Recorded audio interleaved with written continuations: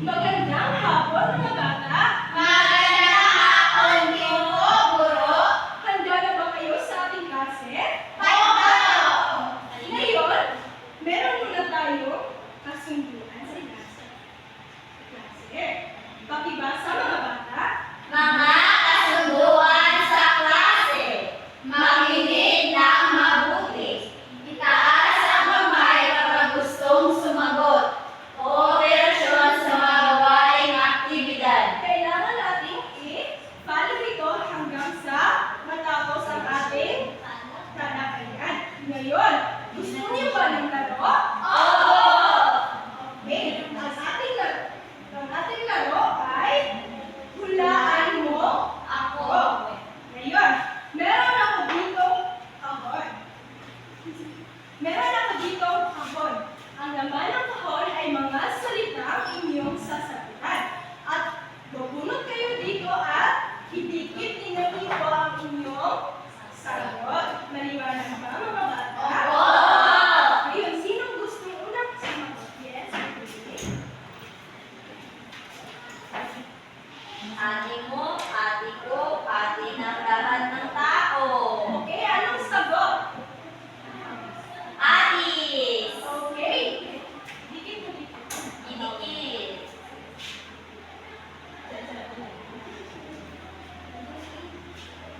Ate mo, ate ko, ate ng lahat ng tao. Ang sagot ay Atis. Sino ka? Pwede, Angeline. Nasaan na? Mababa kung nakaupo, mataas kung nakaupo. Nakalipat.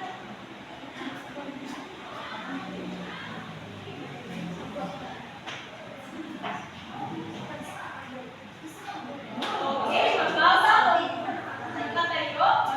Mataas kung nakaupo. Ang sagot ni Angeline ay Aso.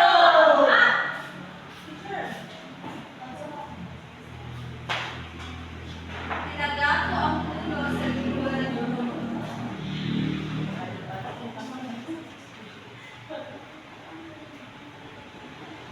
Tinaga ko ang puno sa dulo ng dugo. Ang sagot ay Gomamela. tama si Farfar. Luna.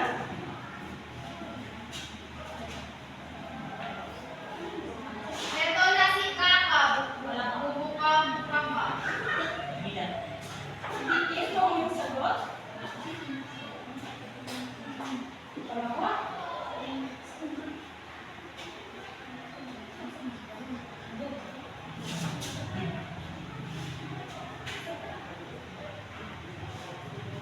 Ito na si Kaka. Bubuka-buka ka. Ang sagot ay Palaka. tama. Catherine. Dala mo, dala ka. Dala ka ng iyong dala. Itlog.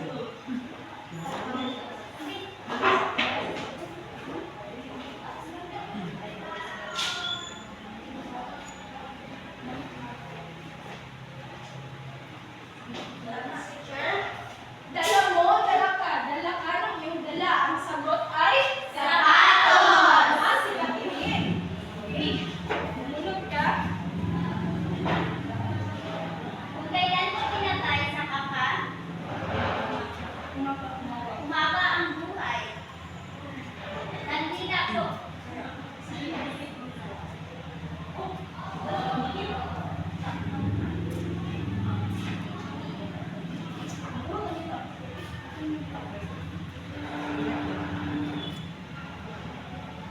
Okay, kung kailan mo pinatay sa kapwa, mabago ay ang sagot ni Rachel ay Tanbiya. Okay, tama sa pag-bless.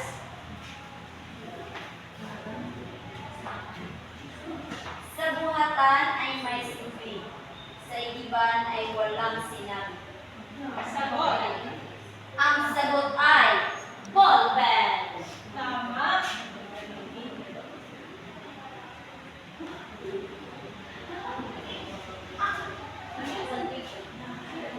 Okay, maraming salamat, mga bata. Nahulaan ninyo ang mga salita. Ngayon, base sa ating laro,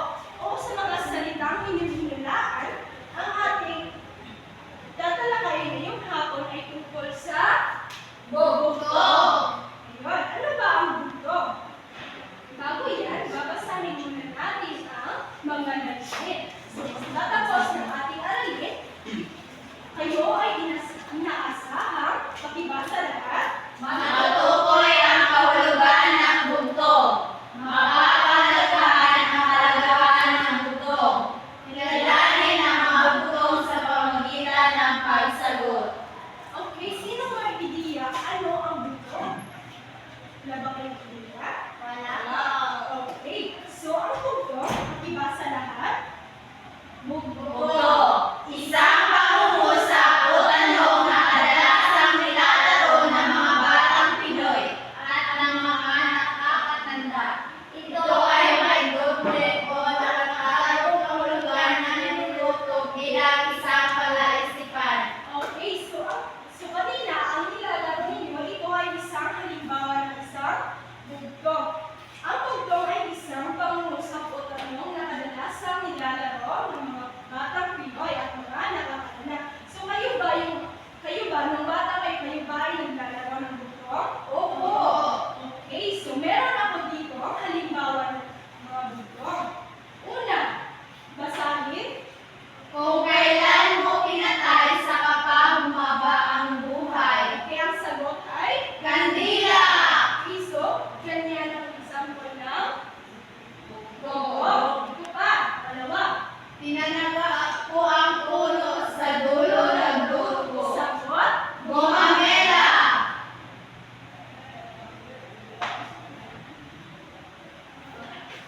Basahin. Pero na si Kaka, bubaka. Okay, pang-apat. Sa kapatlakan ay may silbi, sa igiban ay walang sinabi. Sagot. Bolte! At last. Dala mo, dala ka ng iyong dala.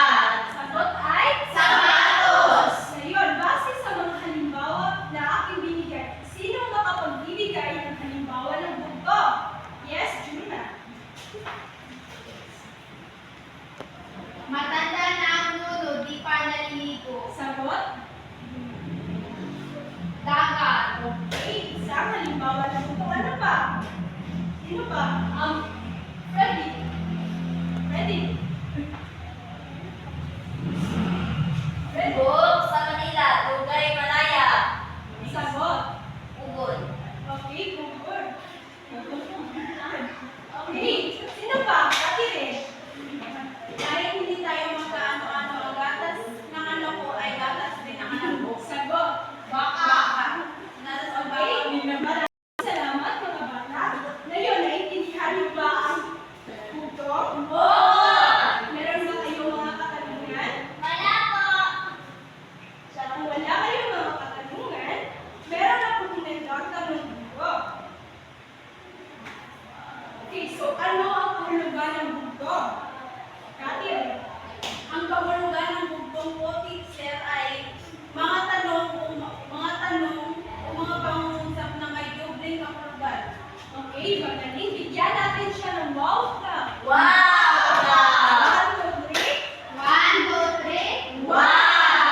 Yun, pangalawang tanong. Bakit mahalagang pag-aralan natin ang bugtong? Yes, pretty linear. Mahalagang pag-aralan natin ang bugtong dahil ito po ay nagbibigay sa atin ng kasiyahan minsan at hindi lamang doon po guro, ito rin po ay nagbibigay aral sa atin upang tukuyin ang mga bagay na kung saan ay magbibigay sa atin ng halaga. Tama.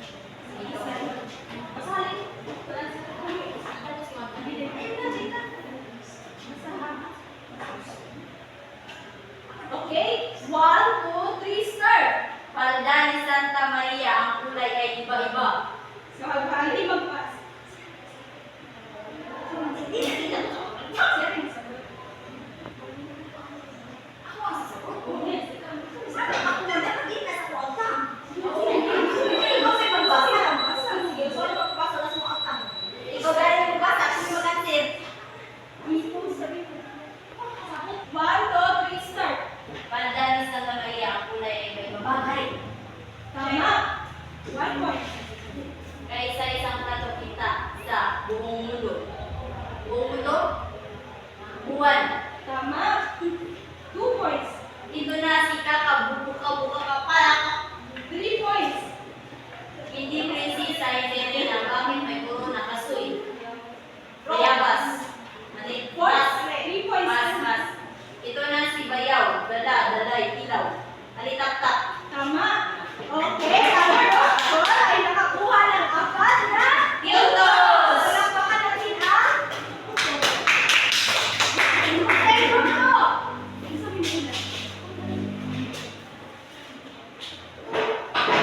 Okay, 1, 2, 3, start! Hindi hari, nagdamit ng sari-sari sa bayan. Tama. 1 point. Isang prinsesa nakaupo sa taas ng asoy. Tama. 2 points.